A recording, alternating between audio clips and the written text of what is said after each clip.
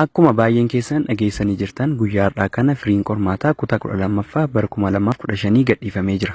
Kanaafiyyuu nutis gaaffii keessan irratti hundoofnee akkaataa isin ittiin seentanii firii keessan ilaallattan isteeppii isaa isin agarsiifna. Marsariitii fi teelegiraam buutii ministeerri barnootaa akka isin ittiin ilaallattaniif himee jiru isa sirrii nutis teelegiraam chaanaalii keenyarra isiniif keenya jirra. Teelegiraam chaanaalii keenya seenuuf jalqaba gara piroofaayilii keenya kanaa ni seentu.